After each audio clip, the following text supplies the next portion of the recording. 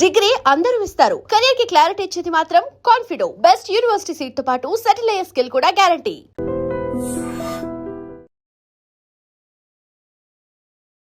Welcome to iDream media. So జనరల్‌గా blood pressure, high BP ఇబ్బంది పెడుతూ ఉంటుంది. అయితే ఒక్కొక్కసారి ఒక్కొక్క టైంలో ఒక్కొక్కలాగా బీపీ లెవెల్స్ అనేవి కనిపిస్తూ ఉంటాయి. సో జనరల్‌గా బీపీ లెవెల్స్ అంటే ఎలా ఉండాలి? ఎంత ఉంటే అది నార్మల్ బీపీ అంటాము. ఎంత ఉంటే హై బ్లడ్ ప్రెషర్‌గా చెప్తారు. బీపీ టాబ్లెట్స్ వేసుకునే విషయంలో మనం తీసుకోవాల్సిన జాగ్రత్తలేంటి? చేస్తున్న తప్పులేంటి? వివరాలు తెలుసుకుందాం. మనతో పాటు ప్రముఖ internal medicine specialist doctor Rajesh Ukkala గారు ఉన్నారు. డాక్టర్ గారు నమస్తే అండి. నమస్తే. డాక్టర్ గారు జనరల్‌గా ఒక్కసారి బీపీ వీళ్ళకి వచ్చింది అంటే, వాళ్ళు హై బ్లడ్ ప్రెషర్ పేషెంట్ అన్నప్పుడు ఎంత ఉంటే వాళ్ళని బీపీ పేషెంట్ అంటాము? సో, మీరడిగిన క్వెషన్‌లో ఫ్యూ క్లారిటీస్ కావాలి. ఎందుకంటే, బ్లడ్ ప్రెషర్‌ని సీరియస్‌గా తీసుకోవడం అనేది హ్మ్. నేను ప్రజల్లో చూస్తున్నాను. పేషెంట్స్‌లో గూడా అదేముందిలే అన్నట్టే చూస్తున్నాను. హ్మ్. అయితే అందరికీ అర్థం కావాల్సింది బ్లడ్ ప్రెషర్ నార్మల్ అంటే హ్మ్. లెస్ దెన్ 120, లెస్ దెన్ 80 హ్మ్. ఇది నార్మల్. 120 కన్నా తక్కువ ఉండాలి? 180 కన్నా తక్కువ ఉండాలి. హ్మ్. And range of blood pressure గురించి మాట్లాడుకుందాం. హ్మ్. సో, ఆ 120-90 అనేది నార్మల్ రేంజ్. హ్మ్. అలాగే 80-60 అనేది హ్మ్. Normal range. ఈ మధ్యలో ఎంతున్నా గానీ ఇది నార్మల్ కిందే కన్సిడర్ చేస్తాం. హ్మ్. 90 అండ్ 60 బిలో ఉంటే హ్మ్. లో బ్లడ్ ప్రెషర్ కింద హ్మ్. కన్సిడర్ చేస్తాం. ఇది నార్మల్. ఓకే. తర్వాత బ్లడ్ ప్రెషర్ అనేది ఎవరినంటాము? హ్మ్. సో, బ్లడ్ ప్రెషర్‌లో ఉన్నదేంటంటే అది ఒక వేరియబుల్ కాంపోనెంట్. హ్మ్. అంటే మనం చేసే యాక్టివిటీ బట్టి బ్లడ్ ప్రెషర్ మారుతూ ఉంటది. సడెన్‌గా కోపగిచ్చుకున్నాను. హ్మ్. బ్లడ్ ప్రెషర్ పెరగాలి, పెరుగుతుంది కూడా. హ్మ్. అది నార్మల్. నిద్రబోయాము. కాస్త బ్లడ్ ప్రెషర్ తగ్గుద్ది. సో, రిలాక్స్ అయినప్పుడు తక్కువగా ఉండడం, అలాగే ఏదైనా యాక్టివిటీ చేసినప్పుడు పెరగడం అనేది సహజం. అది నార్మల్. హ్మ్. ఆ పెరగడం అనేది ఆల్వేస్ షుడ్ బి అరౌండ్ 140-90 మధ్యన ఉంటే హ్మ్. సో, కన్సిస్టెంట్‌గా మీకు బ్లడ్ ప్రెషర్ గాని 140 అండ్ 90 అబోవ్ హ్మ్. డిఫరెంట్ టైమ్స్‌లో ఒక వారంలో 3 రికార్డింగ్స్ కానీ అబోవ్‌గా వస్తే బ్లడ్ ప్రెషర్ ఉన్నట్టే. హ్మ్.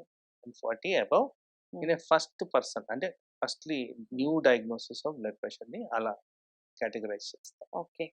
సో, ఈ మధ్య కాలంలో ఏమైంది బ్లడ్ ప్రెషర్ ఒక్కటే రావట్లేదు. హ్మ్. By one get one free అన్నట్టు డయాబెటిసో, డయాబెటిస్. కొలెస్ట్రాలో, థైరాయిడో ఇంకోటి ఏదో ఒక రకమైన ప్రాబ్లమ్స్ అయితే కనపడుతూనే ఉన్నాయి. సహజంగా కాస్త ఏజ్ రాంగానే 40 అబోవ్ రాంగానే ఇట్లాంటివన్నీ కనిపించేస్తున్నాయి. సో, ఏం చేశాము? ఈట్లికి ఏది బెటరు? హ్మ్. ఎక్కడ ఐడియల్‌గా సూట్ అవుద్దని చూస్తే 130, 80, 130, 80 ఉంటే ఇది పర్ఫెక్షన్. హ్మ్. మనకి అవయవాల మీద ఒత్తిడి పడకుండా, లాంగ్ టర్మ్ డ్యామేజ్ కాకుండా, బ్లడ్ ప్రెషర్ ద్వారా వచ్చే అనర్థాలు ఏవైతే ఉంటాయో అవన్నీ బెటర్ అయ్యే విధంగా ఉంటున్నాయి అనేది హ్మ్. గమనించారు. సో, టార్గెట్ బ్లడ్ ప్రెషర్ హ్మ్. అంటే ఒక పర్సన్‌కి బీపీ డయాగ్నోస్ అయితే వాళ్ళకి మందులు వాడిన తర్వాత, రెమెడియల్ మెజర్స్ వాడిన తర్వాత ఎంత ఉండాలి అంటే 130, 80 ఉంటే ఇది కరెక్ట్. ఇది లాంగ్ టర్మ్‌గా ఇది మెయింటైన్ చేసిన దానివల్ల బెనిఫిషియల్ ఎఫెక్ట్స్ ఉంటున్నాయి హ్మ్. అనేది 130, వాళ్ళు 80 హ్మ్. అంటే డయాస్టాలిక్ ప్రెషర్ అనేది అంతే ఉండాలా? 80 ఉండాలి. 85 అనుకుందాం ఆ! కొద్దిగా రిలాక్సేషన్ చేసినా గాని. బట్ ఇక్కడ ఏమవుతుందంటే నా ప్రాక్టీస్‌లో చూస్తే, ఇంతేగా సార్ ఇప్పుడే నేను గొడవ పడొస్తున్నా ఆ! కింద. ట్రాఫిక్‌లో వచ్చాను, పరిగెట్టుకుంటా హ్మ్. వచ్చాను, మీ దగ్గరికొచ్చాను భయమేసింది, వైట్ కోట్ హైపర్ టెన్షన్ ఇలాంటివన్నీ గూడా హ్మ్. గూగుల్ చేసి వాదనలవుతున్నాయి. హ్మ్.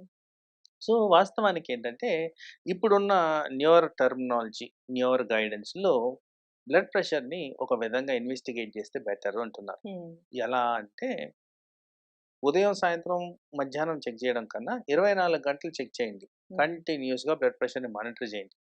ఈ 24 గంటల్లో నేను చెప్పిన విధంగా ఫ్లక్చుయేషన్స్ జరగడం సహజం. హ్మ్. కానీ కన్సిస్టెంట్‌గా ఎక్కువున్నాయా, లేవా అనేది సీరీస్ ఆఫ్ రికార్డింగ్స్‌లో హ్మ్. ఏర్పడిపోతుంది. పర్టిక్యులర్‌గా నిద్రబోయే టైంలో గాని, హై బ్లడ్ ప్రెషర్ వస్తుంది అంటే హ్మ్. అది బ్యాడ్ సైన్.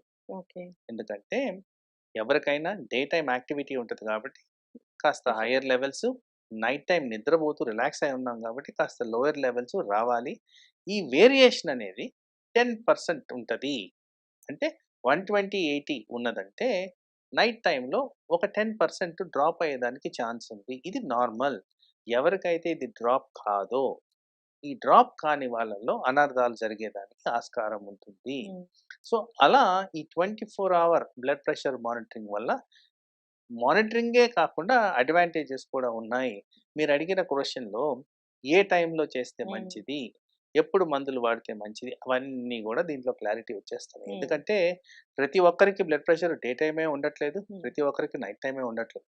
వేరియబిలిటీ ఉంటుంది కాబట్టి ఈ ఉమ్, మధ్య కాలంలో ఎక్కువగా నైట్ షిఫ్ట్స్ అనేవి ఎక్కువగా వింటున్నాం కాబట్టి, ఈ వెస్టర్న్ మోడ్‌కి అడాప్ట్ అయ్యి రాత్రులంతా మేలుకొని పగలంతా పడుకోవడం జరుగుతుంది కాబట్టి, ఉమ్, ఈట్లి వల్ల కూడా బ్లడ్ ప్రెషర్ మీద ఇంపాక్ట్ ఉంటుంది కాబట్టి, ఉమ్, ఇలా 24 అవర్ బ్లడ్ ప్రెషర్ మానిటరింగ్ చేసిన దానివల్ల ఉమ్. అడ్వాంటేజెస్ చాలా ఎక్కువగా ఉన్నాయని గమనించారు. ఓకే.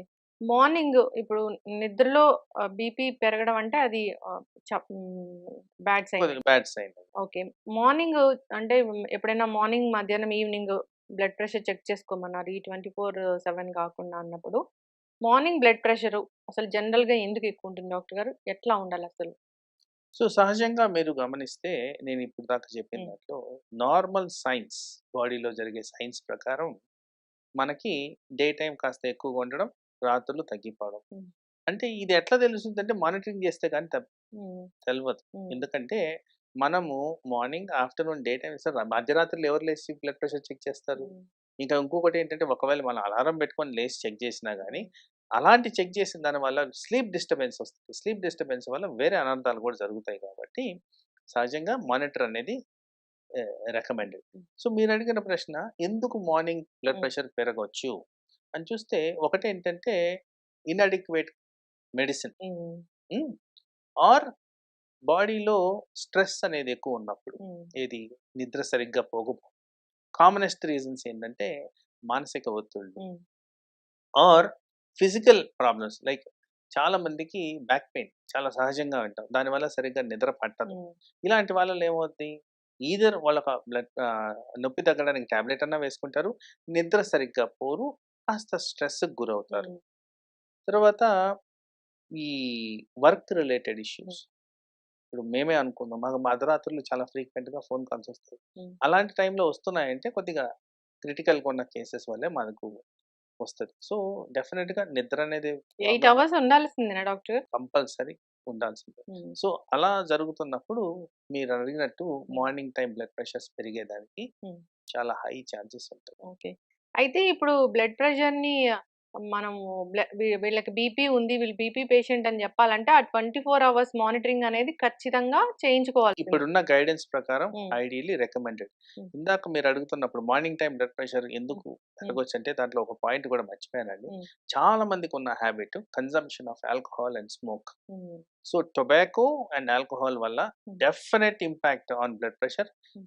ఇప్పుడున్న హ్యాబిట్స్‌లో లేట్ నైటే ఎక్కువగా ఇలాంటివి జరుగుతాయి. హ్మ్. ఆల్కహాల్ అవును. కన్జంప్షన్ కానివ్వండి, స్మోకింగ్ సైమల్టేనియస్‌గా కానివ్వండి. అండ్ ఆ టైంలోనే ఆ స్నాకింగ్ గూడా. హ్మ్. దాంట్లో high quantity of salt salt. And హ్మ్. ఆయిల్స్ ఉంటాయి కాబట్టి ఈట్లి కారణంగా గూడా బ్లడ్ ప్రెషర్ ఇంపాక్ట్ అనేది ఎక్కువగా ఉండేదానికి ఛాన్స్. హ్మ్. ఎక్కువ నీళ్ళు తాగకపోయినా బీపీ చూపిస్తదా డాక్టర్ గారు? ఎక్కువ నీళ్లు తాగకపోవడం అంటే జనరల్‌గా సైన్స్ ప్రకారం చూస్తే హ్మ్. ఎక్కువ నీళ్లు తాగితే మనకి బ్లడ్ ప్రెషర్ ప్రాపర్ సర్క్యులేషన్ ఉండేదానికి ఛాన్స్ ఉంది. హ్మ్. నీళ్లు సరిగ్గా తాగనప్పుడు బ్లడ్ ప్రెషర్ తక్కువైపోద్ది. లైక్ ఇప్పుడు లూజ్ మోషన్స్, వామిటింగ్స్ అయ్యాయండి. హ్మ్. డీహైడ్రేషన్. సో, డీహైడ్రేషన్ వల్ల ప్రెషర్స్ తగ్గుతాయి గానీ హ్మ్. పెరగవు. ఓకే. అయితే డాక్టర్ గారు మార్నింగ్ బీపీ పెరుగుతుంది అన్నప్పుడు 140 అట్లా ఉందంటే ఖచ్చితంగా వాళ్ళకి బీపీ ఉందన్నట్లే ఇంకా. ఎందుకంటే యాక్టివిటీస్ ఏమి ఉండవు గదా! మీరు చెప్పినట్లు ఈ రీజన్స్ వల్ల. ఈ సాయంత్రం కల్లా బీపీ అంటే ఒకవేళ లెవెల్స్ పెరిగితే కన్సిడర్ చేస్తామా మనం బీపీ లాగా? కన్సిస్టెంట్‌లీ 3 టైమ్స్ ఆన్ ఎ హ్మ్. Different days of the week. హ్మ్. 3 రికార్డింగ్స్ డిఫరెంట్ టైమ్స్‌లో, హ్మ్. డిఫరెంట్ డేస్‌లో హ్మ్. 140 అండ్ అబోవ్ 90 వస్తే హ్మ్. డెఫినిట్‌గా వాళ్ళకి బ్లడ్ ప్రెషర్ గురించి కన్సిడర్ చేయాలి. ఇది ప్రీవియస్ హ్మ్. ఇప్పుడు ఈ కంటిన్యూయస్ బ్లడ్ వచ్చింది. ప్రెషర్ మానిటరింగ్ పెట్టగానే మనకు అర్థమైపోతుంది. హ్మ్. ఎక్కడెక్కడ రికార్డింగ్స్ హ్మ్. పెరుగుతున్నాయి, ఎన్ని రికార్డింగ్స్ పెరుగుతున్నాయి. హ్మ్. అవి చూడంగానే చెప్పేయొచ్చు మనం. ఖచ్చితమైన రిజల్ట్ అనేది ఉంటుంది. యెస్. ఇప్పుడు వాళ్ళకి టాబ్లెట్ రాసారు. బీపీ టాబ్లెట్ మార్నింగ్ ఒకటి, ఈవినింగ్ ఒకటి అవసరం ఉంటుందా? ఒక టాబ్లెట్‌తో సరిపోయే మందులొచ్చాయా డాక్టర్ గారు? అయితే ఇప్పుడు ఇదివరకు ఉన్న కాన్సెప్ట్ ఎలా ఉండేదంటే ఒక టాబ్లెట్ హ్మ్. తీసుకొని ఆ టాబ్లెట్‌ని డోస్ పెంచుకొని నెక్స్ట్ టాబ్లెట్‌కి వెళ్ళడం అనేది జరిగేది. ఇది సీక్వెన్షియల్ ఆఫ్ ఈవెంట్స్ జరిగేవి. ఇప్పుడేంటంటే మల్టీ ప్రాంగ్ అటాక్ అంటున్నారు. హ్మ్. అంటే అన్ని ఏరియాస్ నుంచి బ్లడ్ ప్రెషర్‌ని అటాక్ చేస్తూ కంట్రోల్ చేస్తే మంచిది. సో, దీంట్లో చాలా రకాల మెకానిజమ్స్ ఉన్నాయి గానీ మీరడిగిన ప్రశ్నకి హ్మ్. Multiple doses tablets, multiple types of tablets హ్మ్. కంబైన్ చేసి ఇచ్చిన దాని వల్ల హ్మ్. మనకి బెటర్‌మెంట్ ఉంటది. హ్మ్. అంటే బ్లడ్ ప్రెషర్ అనేది ఒక్కొక్కరికి ఒక్కో విధంగా ఉంటది అవును. కాబట్టి, లో లెవెల్‌లో ఉన్నోళ్ళకి బహుశా ఒక సింగిల్ టాబ్లెట్‌తోనే తగ్గిపోద్ది. అది కూడా కంబైన్డ్ టాబ్లెట్ ఇస్తే బెటర్ అంటున్నారు. హ్మ్. హై లెవెల్ ఉందనుకోండి, మల్టిపుల్ డోసెస్ ఇచ్చిన దాని వల్ల బెనిఫిషియల్ ఎఫెక్ట్స్ ఉంటాయని కూడా గమనించారు. హ్మ్. డాక్టర్ గారు ఎప్పుడైనా బీపీ టాబ్లెట్లు మర్చిపోతే ఒకవేళ ఎన్ని రోజులు మర్చిపోతే కాస్త సేఫ్‌గా ఉండొచ్చు? బేసిక్‌లీ ఒక డోస్ కూడా మర్చిపోకూడదు. హ్మ్. ఎందుకంటే ప్రతి క్షణం అది మీ బాడీలో హ్మ్. అవయవాల మీద తీవ్రత అనేది చూపిస్తూ ఉంటది. అండ్ మీకు కూడా తెలుస్తుంటది. హ్మ్. అరే! ఈరోజు ఏంటి నాకు తేడాగా ఉంది. హ్మ్. టాబ్లెట్ వేసుకున్నానా లేదా అనేది ఫస్ట్ డౌట్ రావాలి. హ్మ్. కొన్ని సందర్భాల్లో ఏందంటే ఇన్‌యాక్సెసిబిలిటీ. హ్మ్. సపోజ్ మొన్న వరదలొచ్చాయి. హ్మ్. చాలామంది టాబ్లెట్స్ దొరక్క అవును. ఊరుల్లో సఫర్ అయ్యారు. సో, అలాంటప్పుడు మీరు ఎంత వీలైతే అంత త్వరగా హ్మ్. ఆ టాబ్లెట్స్‌కి యాక్సెస్ అసలు వీలైన చోట ఎక్కువగా తెచ్చిపెట్టుకోవడం అనేది. హ్మ్. ఎందుకంటే బ్లడ్ ప్రెషర్ సమస్య అనేది లైఫ్ లాంగ్ సమస్య. అవును. ఒక నెల, ఒక వారం వాడితే సరిపోదు హ్మ్. కాబట్టి స్టాక్ ఎక్కువగా పెట్టుకొనుంటే హ్మ్. Always beneficial. సో, దాన్ని ఎన్నో రోజులు మిస్ అవ్వడం కాదు. ఒక రోజు మిస్ అయినా గానీ హ్మ్. అది మేజర్ ఇష్యూ కింద మనం కన్సిడర్ చేయాలి. హ్మ్. ఒకరిద్దరు చెప్తే విన్నాను నేను. బీపీ పెరిగింది, హెడేక్ వస్తుంది. టాబ్లెట్ వేసుకున్నారు. అయినా హెడేక్ వస్తే ఇంకొక టాబ్లెట్ వేసుకున్నారు. సో, హాస్పిటలైజ్ అవ్వాల్సిన పరిస్థితి వచ్చింది అని. అంటే అట్లా డాక్టర్ చెప్పకుండా అట్లా డోసులు వాళ్ళకి వాళ్ళు మార్చుకోవచ్చా డాక్టర్ గారు అసలు? నాట్ రికమెండెడ్ హ్మ్. At all. అసలు అది కరెక్ట్ అప్రోచే కాదు. హ్మ్. అక్కడ మనకు అర్థం కావాల్సిందేంటంటే బీపీ పెరగడానికి హ్మ్. మనకి బాడీలో స్ట్రెస్ అనేది రావాలి. హ్మ్. హ్మ్. హెడేక్ కూడా ఒక టైప్ ఆఫ్ స్ట్రెస్. హ్మ్. దాని కారణంగా ఏమవుతుంది? బీపీ ఆటోమేటిక్‌గా పెరుగుతుంది. అవును. సో, ప్రైమరీగా మనం అడగాల్సిన క్వెషన్ ఏంటంటే, బీపీ ఫస్ట్ పెరిగిందా? హెడేక్ వచ్చిందా? ఆ! ఇది ఎక్కడి నుంచి వచ్చిందనేది ఒరిజినేట్ చేస్తుంది. హ్మ్. దాన్ని క్లుప్తంగా మనం అనాలిసిస్ చేస్తే, హ్మ్. అప్పుడు కరెక్టివ్ మెజర్స్ అనేవి హ్మ్. మనకి ప్రాపర్‌గా ఉంటాయి. సో, హెడేక్ అండ్ బీపీని మనం అండర్‌స్టాండ్ చేసుకునేటప్పుడు ఏది ముందరొచ్చింది? దేని కారణంగా వచ్చిందనేది మనం హ్మ్. అర్థం చేసుకోవాలి. ఇది ఒకటి. రెండో పాయింట్ ఇంపార్టెంట్ పాయింట్ ఇది ప్రజల్లో నేను ఎక్కువగా పేషెంట్స్‌లో గమనించింది. హెడేక్ వచ్చింది కదా! అని చెప్పి ఈ నొప్పుల టాబ్లెట్‌లు వేసుకుంటారు. అవును. Most important side effect of pain killers హ్మ్. ఏంటంటే బ్లడ్ ప్రెషర్‌ని పెంచడం. హ్మ్. దాని కారణంగా గూడా మనకి ఎఫెక్ట్ అనేది జరుగుతుంది గాబట్టి, ఇది కాస్త జాగ్రత్తగా హ్మ్. మనం చూసుకోవాల్సిన అవసరం అయితే హ్మ్. ఉంది. బీపీ టాబ్లెట్స్ మర్చిపోయి వేసుకున్నామని మర్చిపోయి ఇంకో డోస్ కూడా వేసుకోకూడదు. సో, అసలు దాన్ని స్కిప్ చేయకూడదు. యెస్. ఒకవేళ బీపీ ఉంది, బ్లడ్ ప్రెషర్ పెరిగిపోయింది, చాలా పెరిగిపోయింది అంటే బాడీలో ఎలాంటి లక్షణాలు కనిపిస్తాయి? సహజంగా blood pressure is a silent killer. ఎక్కువగా సింప్టమ్స్ కనపడవు. అవును. వచ్చినప్పుడు చాలా కాటాస్ట్రోఫిక్‌గా హ్మ్. వస్తది. మీరు గూడా చాలా సార్లు వినుంటారు. ఈ హ్మ్. మధ్య మనం వింటున్న అనర్థాలకి హ్మ్. చాలా మటుకు బ్లడ్ ప్రెషర్ ఒకటి కారణం అయ్యుండొచ్చని నేను అవును. అనుకుంటున్నాను. హ్మ్. వాటిల్లో ముఖ్యంగా వచ్చేవేంటి?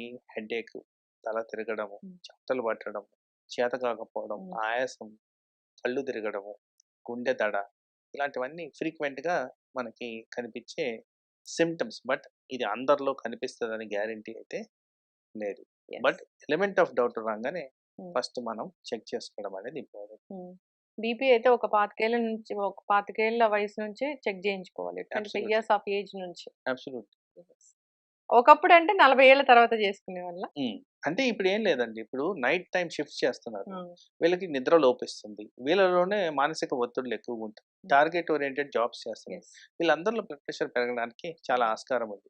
తర్వాత ఈ నైట్ షిఫ్ట్స్ చేసే వాళ్ళలో హ్మ్. అబ్నార్మల్ ఈటింగ్ హ్యాబిట్స్ ఉన్నాయి. హ్మ్. అది కూడా హై క్యాలరీ ప్రాసెస్డ్ ఫుడ్స్ తింటున్నారు. హ్మ్. దాంట్లోనే salt, oil, masala everything is high. అవును. అందుకోసం ఛాన్సెస్ ఆఫ్ బ్లడ్ ప్రెషర్ చాలా ఎక్కువగా ఉంటుంది. యెస్. చక్కటి ఇన్ఫర్మేషన్ డాక్టర్ గారు.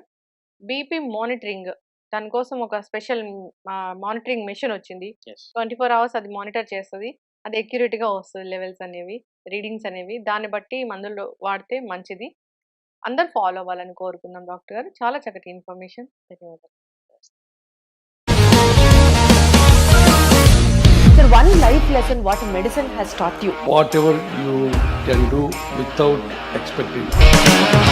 బట్ ఐ రియలీ బిలీవ్ మన పాజిటివ్ యాటిట్యూడ్ ఉంటేనే మనం ఏదైనా సాధించగలం. గట్ ని మనం కరెక్ట్ గా డీల్ చేసినట్లయితే అది మనకి పాజిటివ్ హార్మోన్స్ ని రిలీజ్ చేస్తుంది. షుగర్ వచ్చిన వాళ్ళ పరిస్థితి ఏంటి? పొట్ట దగ్గర పెరిగితే దాన్ని ఆండ్రాయిడ్ అంటారు, ఆండ్రాయిడ్ ఫోన్ కదా. అసలు థాట్స్ ఎందుకు వస్తాయి? బ్రెయిన్ డెడ్ అంటే దానికి ప్రపంచం అంతా కూడా కొన్ని నిర్దిష్టమైనటువంటి లక్షణాలు ఉన్నాయి. మానసికంగా ధైర్యంగా ఉంటే క్యాన్సర్ జయించవచ్చు. You are a doctor for a cause sir, అంతే. వాళ్ళకి వచ్చిన ఆదాయం కాకుండా ఫ్రీ సర్వీస్ ఎంతమందికో చేస్తుంది.